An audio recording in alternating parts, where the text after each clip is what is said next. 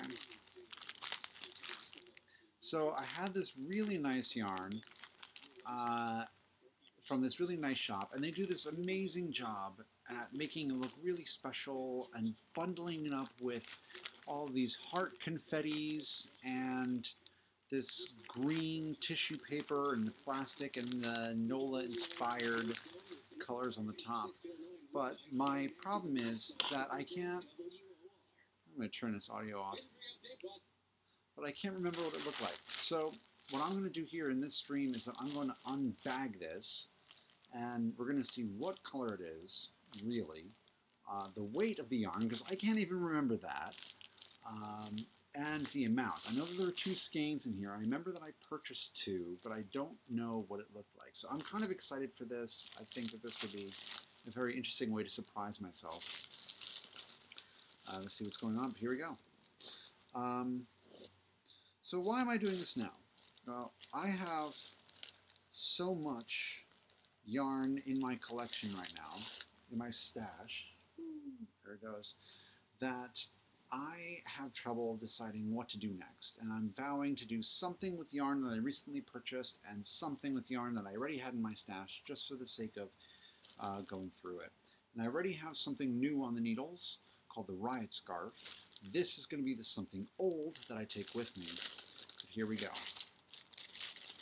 I'm unwrapping it, and I see I got a lot of heart confettis everywhere, and I can't remember what this looked like. It looks dark from the outside. I can see some strands of color. Ooh, wow! Okay, this is interesting. Wow, okay. Let me hold that up. Alright. So it looks like that there's some bright purples, there's some green, there's some yellow in there, kind of like neon, like these are super saturated colors. I'm going to bring this up as well. I got hearts all over me. Okay. It's probably not coming out all right with the color, so let me see if I can accentuate it with a little bit of light. There we go. Now I'm really illuminated. Holy crap. Yes, I do actually look like this. So you can see there's some really bright colors that are within there, like bright, bright, bright and intense yellows, pinks, greens, and so forth in both of these skeins of yarn. But let me see if I can pull out the information that's within it so I can get a sense of what material it is, how many yards, and perhaps it'll give me some sort of indication as to what I might do with it. Okay, so it's called Mountain Colors, the hand-painted yarn. Okay. And it looks like it's a merino wool and silk blend. 240 yards per skein with a gauge of 4 to 5 stitches per inch on needle size 6 to 8. Okay, and the colorway is Mardi Gras. All right, so let me just see if I can get that label in there as well, just for posterity, so you could see. Twizzle, 85 merino, 50% silk, 240 yards per skein, so that means that I have about 480 yards here. And needle size 6 to 8. Hand wash or dry green dry flat do not bleach. 100 grams per skein, and I paid $31 per skein for this from Quarter Stitch down in New Orleans. So thinking about it and feeling how this is, I might turn this into, well, I'm very tempted, because if I do a shawl project in stockinette or something along that line, a very basic everyday shawl, this might look pretty. It might pool the colors out a little bit. If I just pull the strand out, it looks like the colors change fairly rapidly. So it's going to be tough to intentionally pool. I could do a hat, but I feel that that might waste how this would feel. So I might do a basic shawl, improvise a shawl pattern and see how that goes. Perhaps even make it on a slightly larger needle. I'll use 8s or 9s on this. to see how that pans out. Actually, I'm getting these ideas on the fly for how it's going to go. So 480 yards for a shawl. It's going to give a fairly large shawl, something that's going to go around the neck. Okay. Something this thin. I'm going to have to do a bit more research and to think what's going on. I could use the recommended needles and go for a pattern that I've already made before, which might look nice considering the variegation, but maybe I'll improvise something. I keep on using that word. It's just improvisation is very scary when you don't know what you want to do. But yeah, so that's what's going to go on, and hopefully as we go on with this stream today, I'll have a project in there that I will be very confident about. And considering this is a silk blend, I might be so inspired to do, well, I'm not going to do a cowl because a cowl won't really show that well. Can't really do a hat because you don't really feel that with this, and it's not much. Everything is leading to shawl, and I've been knitting a lot of them lately, so I might take a Stephen West approach here and just do a basic shawl, and maybe toward the end I'll frill it out a little bit to see what's going on with that. Might look a little feminine, but hey, no judgments. So I guess that's what I'll do. I'm gonna work it out as a stockinette out to the edges. Maybe I'll throw a little reverse stockinette in there when I'm feeling a little bored, and then see where it goes from there. All right. So again, this is size 6, so there we are. I'm going to grab a trusty pair of needles, get these out of the way.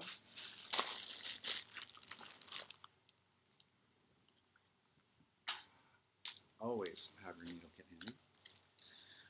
And I'm going to see if I can find a set of 6s.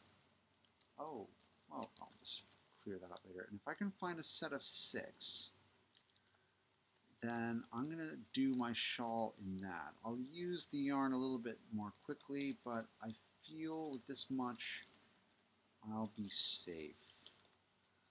16-inch 6s, that's a US 13. I have this large bag of all my circulars.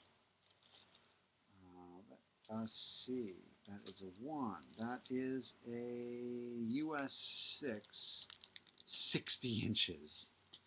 That's very large, but that might do if I can't find anything else. 10.5, 10.5, US 9. That's the other way I was going to go. If I do it a little bit more loose. I mean, considering the fabric, I can always block it out a little bit, so that's going to be not a problem. US number 7, but that's a size 16. Yes, yes, yes, yes, yes, yes. US 4. That's interesting. Yeah, I know this must be really entertaining for you viewers, me just sifting through a large bag of needles, but when you're trying to design a project, it's a little difficult. Okay, so here's a size 7. It is half a millimeter larger, but it could work for the purposes of this project, so I'll keep that aside if I cannot find another 6 that's just a little smaller, because that's a lot of needle to work with. Oh, I had a US 2. Why do I have a 2?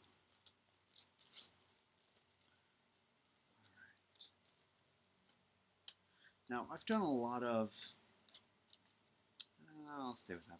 I've done a lot of hitchhiker shawls and so forth, which is a nice project, but it tends to get boring very quickly because you're just going back and forth. And while the pattern is very easy to keep in mind and just go off book, as they say, it's a little boring after a while to get into that rhythm and put it all together. And you know, I'm not finding any smaller size. So what I'm going to do is I'm going to see if I can start on the larger needles that are way bigger. Ah, well, there we go. Size 32 inches. This one will work just fine. because I do have an interchangeable needle kit that I could use to put it together. So here we go. I'm going to, oh, why am I saving that? Put that there. While I'm chatting with all y'all, I'm going to fire up a video on my TV screen behind you to rehash the garter tab cast-on method for this, so I can just build the shawl out. I'm going to improvise this, but I'm going to need a little help by Stephen West to actually put it in there. So let me go back to my little lessons that I have on the TV screen. And there we go. So all the while, up until now, I've been recording this for about 10 minutes as I'm putting the project together. I'm going to pause this. Okay, this is where he goes on and on about the garter tab cast on.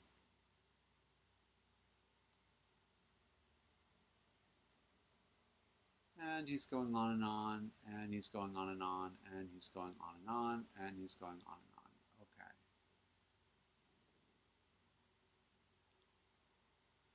All right, here we go. So I'm going to start with a cast on of 3 stitches. And a long toe cast on is usually my preferred go-to cast on. So I'm going to go ahead and place the needle underneath, anchor it down, and bring 2 more stitches onto the needle. So I've got 3 strands there. So we're going to go ahead and knit those 3 stitches for 7 rows. So just knit plain 1, 2, 3, turn the work, and knit 3 again. 1, 2, 3, and continue repeating this for 7 rows total. Just did 2. That's 1, 2,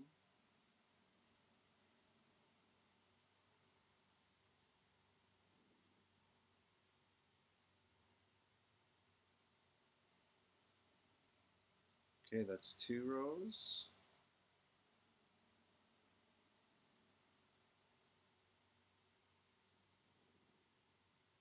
That's 3.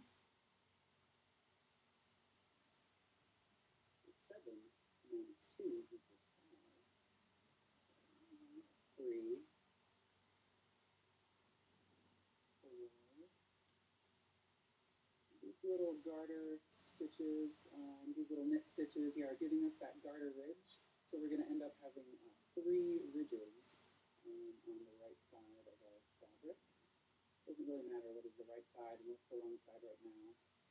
And as I'm talking, maybe you're losing count as you're knitting these rows. So if you just pause and look at your work, and you want to look for 3 garter ridges on one of the sides. Here we go, I have 3 garter ridges on this side. And we're going to end having just worked 3 stitches. So don't turn your work to the other side. But here we have 3 bumps, and our strand of yarn is hanging to the left here. So don't turn the work to the other side. Instead, we're going to rotate the piece 90 degrees clockwise. So we're looking at this long garter edge. And then we're going to take our left needle. We're going to pick up and knit into those 3 bumps. And I do them all at once with my left needle, like my needle is a car going into a stitch tunnel. So I'm going from left to right, getting those bumps on top of the fabric. 1, 2, there's another bump, and 3. So I get those 3 bumps onto my left needle. And then I'm going to knit into those 3 stitches. 1, 2, and 3. So now we have a total of 6 stitches. And we're going to rotate our work 90 degrees clockwise once more.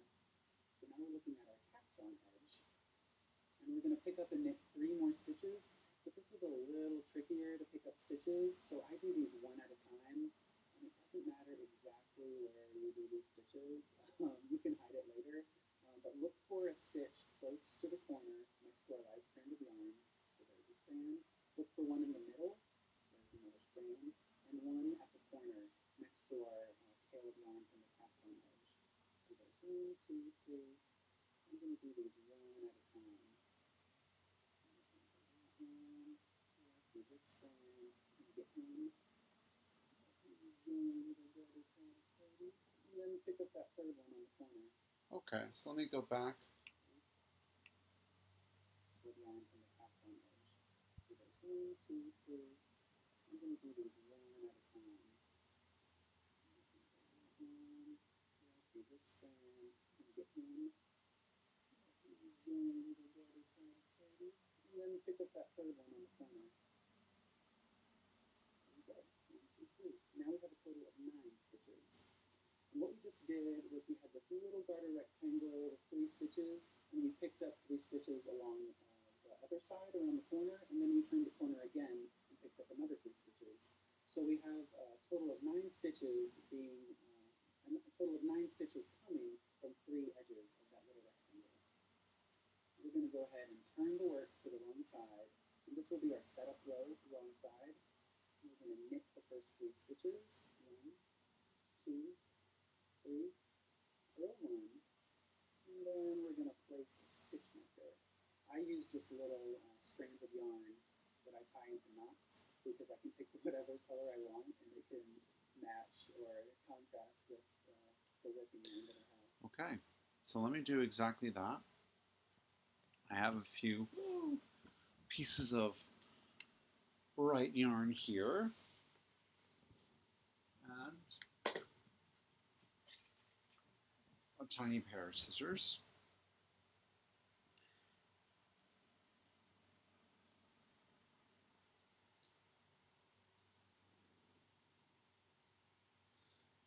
And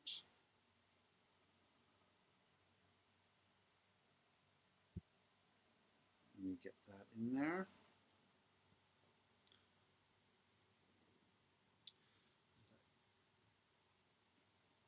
Pick that up.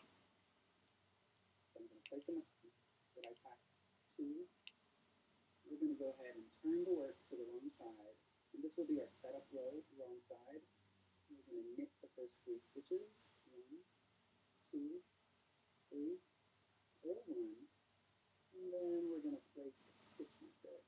I use just little strands of yarn that I tie into knots because I can pick whatever color I want and it can match or contrast with the working yarn that I have. So I'm going to place a marker onto the needle, purl the center stitch, place another marker onto the needle, purl 1, and then knit the last 3 stitches. 1, 2, 3.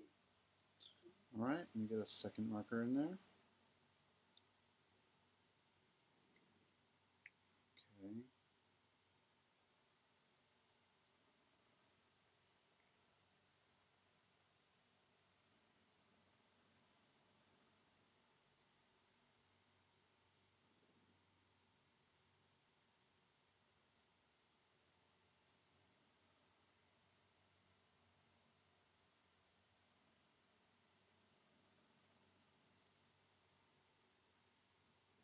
And then knit 1, 2, 3. There you have it. This is the wrong side row. We'll turn, and in the next lesson we'll be working the right side row with making right and making left increases. But for now, we have this beautiful, tiny little blob that does not look like anything yet. But we're going to grow and expand on this foundation in the next lesson. And here we have the boneyard shawl, which you can find in your course materials. And it uses... Okay. So there we go.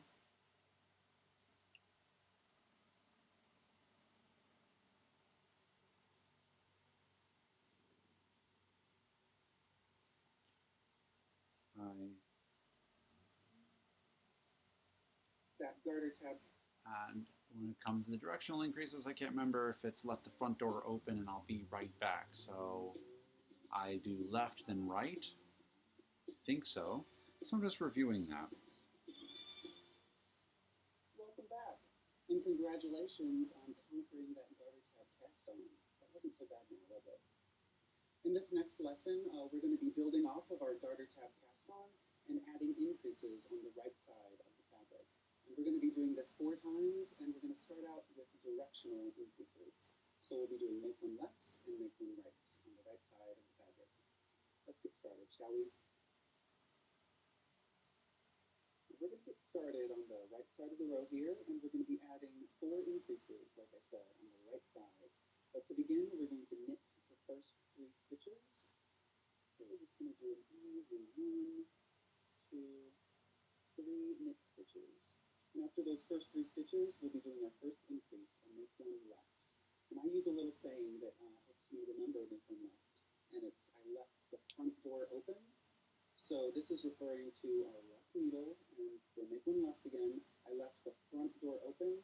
For make one left is going to go into the front of the ladder from the row below. So again, I left the front door open into the front of that stitch.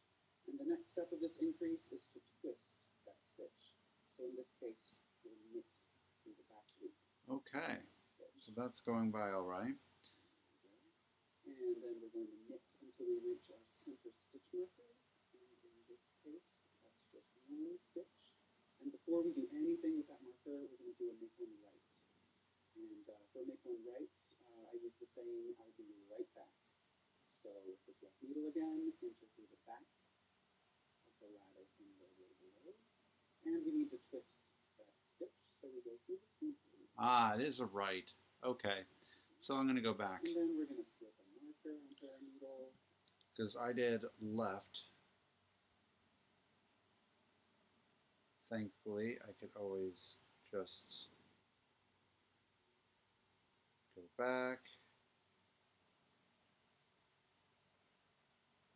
This is going to be a real test of how forgiving this yarn is for mistakes. But it is what it is. 1, 2, 3. Okay. 1. Now that's the increase, so I'll just drop that. Bring that with me.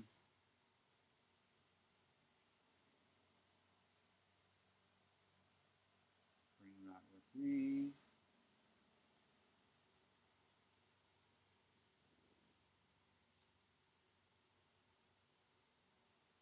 Okay. So I did my yarn over. So I have that.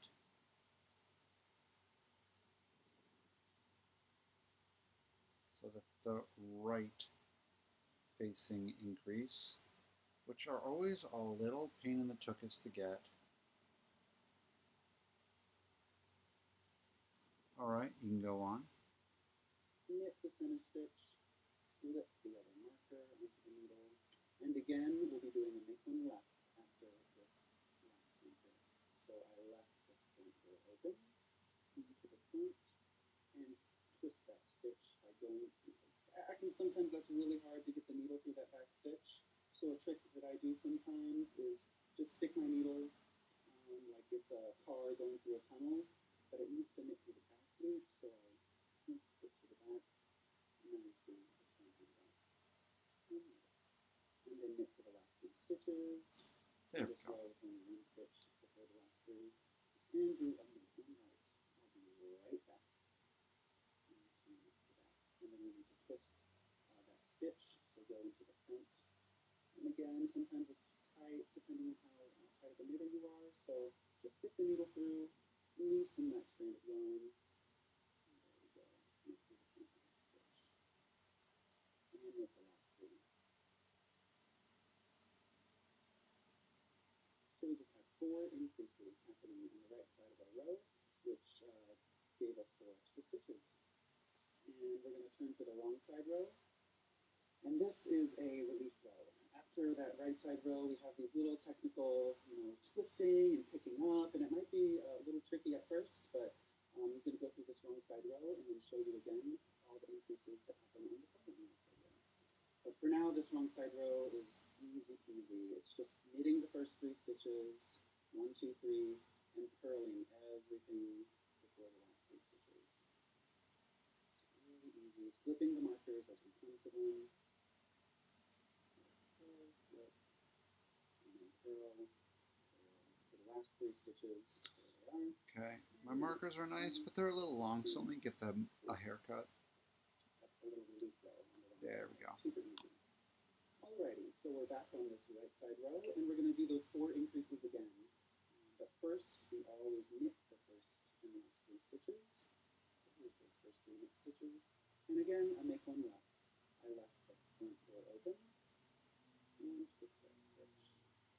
I always have a problem going through that make one left. It's usually really tight getting it back there, so yeah, stick it through the front and hop it around back. And then knit to the center stitch to that 6 stitch marker. And in this case, we have 3 stitches until we get there. So knit 1, 2, 3, and I'll be right back. So we'll do that. And so remember to twist that stitch through the front and off. And then we're going to slip, knit, slip, left the front door open, knit through the back loop, and knit to the last 3 stitches. 1, 2, 3 in this row, and I'll be right back. Go back and knit through the front, through and off, and there's our last 3 stitches, but we easily knit 1, 2, 3. Now we got 4 more stitches on the right side row. And we just did that. We conquered that other row of increases, and we're going to do one more easy peasy wrong side row. Knit the first 3, throw everything in between, slipping the markers as we come to them.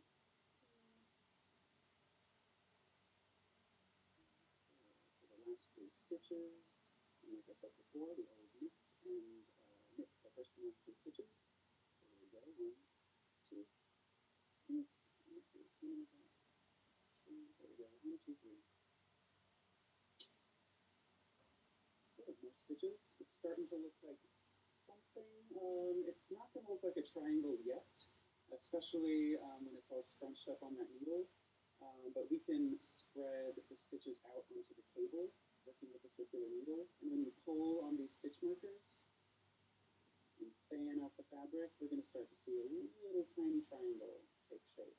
So it gets really exciting in the beginning of top-down knitting because it starts off like this little jumbly, like really ugly mess, and it's going to look like it might be a mistake. But with these 2 rows, you just have to trust that these increases are they're going to be doing their job. So 6, just trust it. 7, and work your 8, row. And also the good news with 9, top-down knitting is if you do 10, make a mistake, 11. it's not a big piece of fabric. So just rip back and get started. It's just a couple minutes of knitting. So you can spread it out onto that cable and pet it. Lay it on the table or your lap. Admire the formation that starts to come off of your needles. It's really exciting and pleasing to watch it take shape. And you can also see when you spread out the stitches and looking at our edge and our center stitch, 3, you can see these 4, little subtle directions 5, that the make one rights and make one 6, lefts give.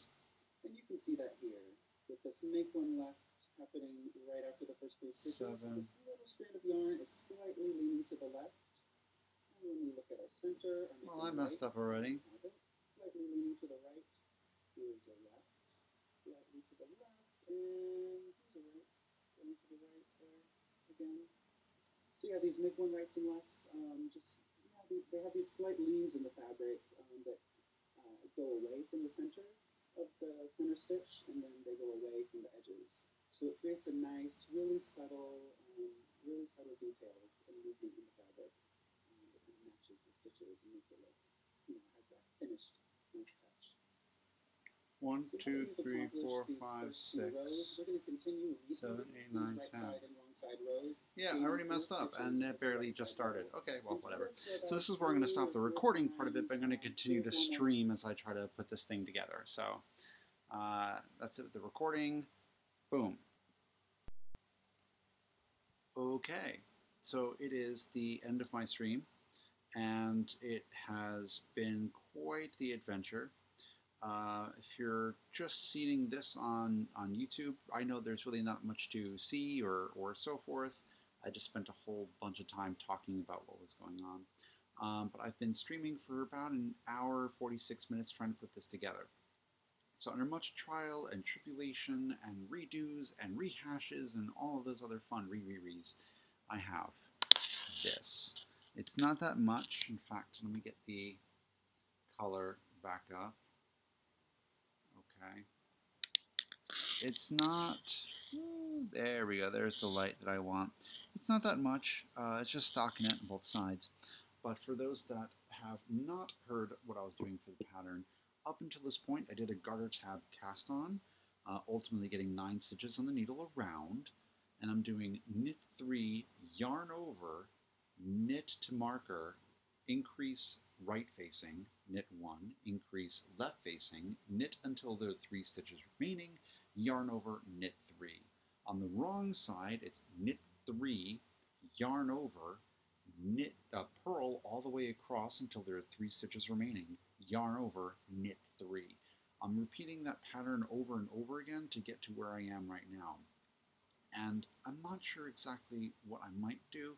I might do some sort of mood scarf or mood shawl where on every right side when I start a stream I'll do some sort of garter, stockinette or something. I might just bring in the garter from the edge and kind of mix that into the pattern to see how it goes.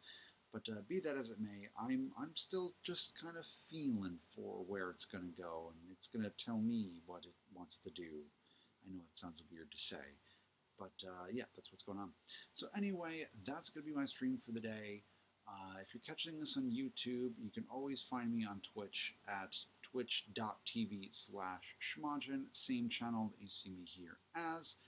And I do hope that you join me for future streams and let me know what projects you have on the needles. Join me in the chats, whatever you want to do.